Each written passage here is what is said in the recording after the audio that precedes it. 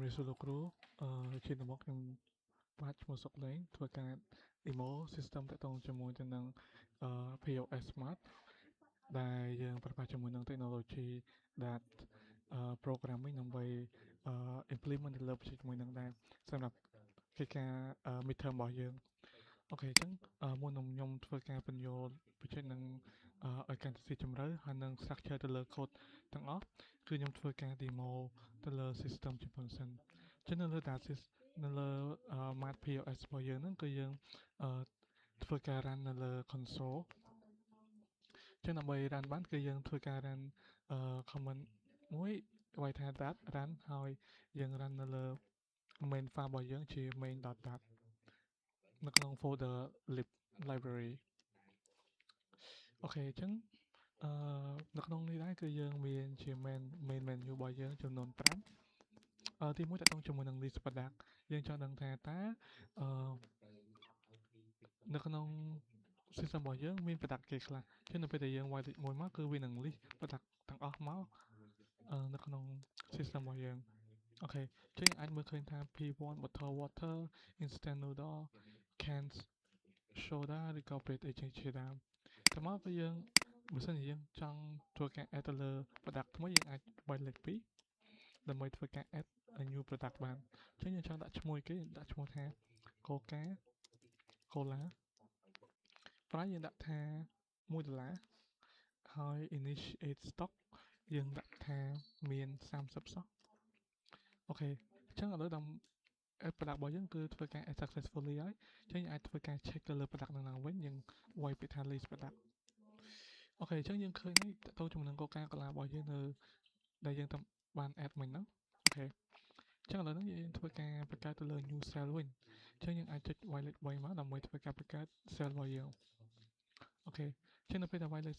3គឺគេឲ្យយើងធ្វើការ enter ទៅលើ ID នៃ product របស់យើងថាយើងចង់ទិញទៅលើ product មួយណាលក់ទៅលើ product មួយណាវិញឥឡូវខ្ញុំសូមធ្វើការលក់ទៅលើCoca Cola ដែលខ្ញុំបានបង្កើតមិញហ្នឹងខ្ញុំវាយ P1 ហើយខ្ញុំលក់ចំនួន15 quantity អូខេអញ្ចឹងនៅពេលដែលខ្ញុំវាយលក់15 quantity គឺវាបានធ្វើការ add ទៅលើ card របស់ខ្ញុំហើយតោះមកខ្ញុំធ្វើការចង់លក់ទៅលើ product pastry នេះ can soda នេះមួយទៀតអញ្ចឹងខ្ញុំអាចធ្វើការវាយ pastry ហើយខ្ញុំលក់ចំនួន80ខ្ញុំលក់អស់ពី stock ខ្ញុំមកអូខេអញ្ចឹងនៅពេលដែលខ្ញុំធ្វើការ add product មួយនឹងចូលទៅកាន់ cart អស់ហើយខ្ញុំវាយពាក្យថា done ដើម្បីធ្វើការ check out អូខេអញ្ចឹងវានឹងគុណចំនួន product ដែលយើងបាន add មកហ្នឹងមាន Coca Cola ហើយនិង Cane Soda ដែលសរុប total សរុបគឺចំនួន$95អូខេអញ្ចឹងយើងធ្វើការ check out អញ្ចឹងយើងនឹងមានជា card summary មួយទៅលើ product ដែលយើងបានវាយមិញហ្នឹងហើយយើងក៏មានជា receipt ដែរអញ្ចឹង sale ទី1ចំនួនប្រមាណ sale ទី2ចំនួន Coca Cola item គេខ្លះហើយ sub total អញ្ចឹងទៅឥឡូវយើងមក check ទៅលើ quantity នៃ product ដែលមាននៅក្នុង stock មិញវិញយើងវាយពាក្យថា list product អូខេអញ្ចឹងអ្វីដែលយើងបានឃើញគឺ stock នៃ Can Cola នេះគឺខ្ញុំលក់អស់ពី stock អញ្ចឹង stock វាគឺសល់0ហើយរីឯ Coca Cola នេះគឺ stock វាសល់15ឥឡូវខ្ញុំធ្វើការបង្កើត cell មួយទៀតខ្ញុំវាយពាក្យថាលេខ3មកអញ្ចឹងខ្ញុំធ្វើការcheck out ទៅលើ product water វិញ P1 ហើយខ្ញុំដាក់ថា50 quantity ចុះហើយខ្ញុំធ្វើការ check out អូខេដូចគ្នាដែរវានឹងចេញជា receipt ឲ្យយើងនៅ sale ទី2ឲ្យយើងហើយនៅពេលដែលខ្ញុំ list product ខ្ញុំ check ទៅលើ sale history របស់ខ្ញុំអាចវាយលេខ4ចឹងខ្ញុំនឹងឃើញ sale history របស់ខ្ញុំទៅលើ sale ទី1ដែលខ្ញុំបានលក់ Coca ហើយនិង King Soda ហ្នឹងហើយ sale ទី2ទៅលើ Water of Water ចំនួនប្រហែលចឹងទៅអូខេអញ្ចឹងវីដេអូតាក់ទងជាមួយនឹង demo នៃ output របស់យើងគឺមានតែប៉ុណ្្នឹងទេហើយខ្ញុំធ្វើការចុចលេខ5ដើម្បី access អូខេអញ្ចឹងឥឡូវយើងមកធ្វើការ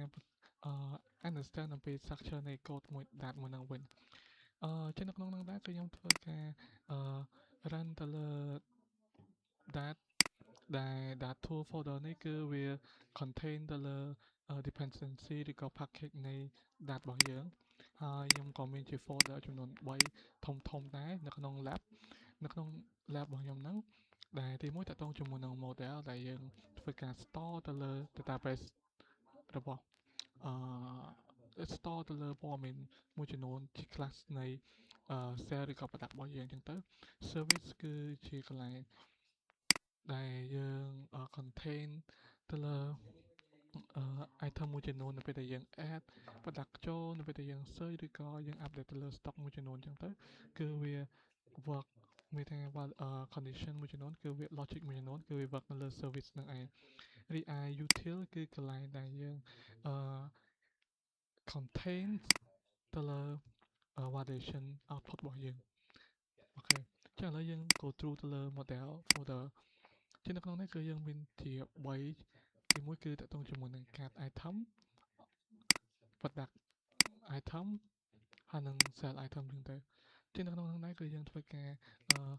stock តាំង variable ចំនួន4នេះដើម្បីធ្វើការmaintain ទៅលើ product sell របស់យើងនៅពេលដែលយើងធ្វើ sell ហើយ product ក៏ដូចគ្នាដែរគឺយើងធ្វើការតាំង variable ចំនួន4នេះដើម្បី store ទៅលើព័ត៌មានមួយចំនួនរបស់ product របស់យើងនឹងឯងហើយ card item ក៏ដូចគ្នាដែរអូខេតើតើជាមួយ service ក៏ដូចគ្នា service នៅពេលដែលយើងធ្វើការ add ទៅលើ update ទៅលើ stock របស់យើងអីហ្នឹងហើយ search ទៅលើ stock របស់យើងហ្នឹងក៏យើងធ្វើការសរសេរ logic មួយចំនួននៅក្នុងហ្នឹងនៅក្នុង file that cell ហ្នឹងដែរហើយយើងក៏ធ្វើការ import model ឬក៏ field នៅក្នុង product file របស់យើងចូលមកកាន់ file នៃ service មួយហ្នឹងដែរអូខេចឹងនៅក្នុង code មួយនេះគឺវា contain logic នៃ product service របស់យើងនៅពេលដែលយើង update stock ពេលយើង add stock ថ្មីពេលដែលយើង add product ថ្មីគឺវា contain នៅក្នុងហ្នឹងទាំងអស់រីឯ sell service ក៏ដូចគ្នាដែរនៅពេលដែលយើង check out នៅពេលដែលយើងធ្វើការ add item ចូល cart គឺវា contain នៅក្នុងហ្នឹងដូចគ្នារីឯ console util នេះគឺជា function ឬក៏ជា file ដែលយើងធ្វើការ contain ទៅលើ output នៅពេលដែលយើងមាន validation មួយចំនួនដូចឧទាហរណ៍ជាក់ស្ដែងថានៅពេលដែលយើងតាំង variable មួយហ្នឹងឲ្យជា integer ជា number អញ្ចឹងទៅនៅពេលដែលយើង input វាជា string គឺវានឹង load validation មកហើយអញ្ចឹងនៅក្នុងហ្នឹងគឺយើងសរសេរ logic ដើម្បី contain នៅលើ validation មួយហ្នឹងហើយ control ទៅលើ output នៃ file របស់យើងហើយនៅពេលដែលយើងសរសេរទៅលើ util service logic អីមួយចំនួននៅក្នុង folder ហ្នឹងហើយយើងធ្វើការ direct មកកាន់ main ដែលជា main file របស់យើងហើយយើងសរសេរ import logic ទាំងអស់ហ្នឹងចូលមកកាន់ main file ហ្នឹងហើយយើងធ្វើការតាំង service របស់យើងហើយសរសេរទៅលើ function ដែលយើងចង់ output នៅលើ system របស់យើងដែល run នៅលើ console របស់យើងហ្នឹងឯងអូខេចឹងនៅក្នុងហ្នឹងដែរគឺខ្ញុំតាំង variable មួយចំនួនដូចជាខ្ញុំសរសេរ logic ដើម្បីធ្វើការ switch display ចំនួនfunction ឬក៏ option សម្រាប់ user គាត់ធ្វើការ input ចឹងទៅហើយបើសិនជាក្នុងករណីថាអានេះក៏ខ្ញុំមាន condition ដែរក្នុងករណីថា user គាត់ input ទៅលើ number ណាមួយនៃ option គឺយើងធ្វើការ run ទៅលើ functionality នៅក្នុង code មួយនេះឯងអូខេដូចជាលើ print menu ដូចជា list product ដូចគ្នាដែរហើយនឹង add product ថ្មី new cell ចឹងទៅហើយដូចគ្នាដែរតកតងជាមួយនឹង sell history អូខេចឹងសម្រាប់តកតងជាមួយនឹង video demo ទៅលើ system នៅលើកិច្ចការ midterm របស់ខ្ញុំគឺមានតែប៉ុណ្្នឹងទេអរគុណសម្រាប់ការតាមដានអរគុណច្រើន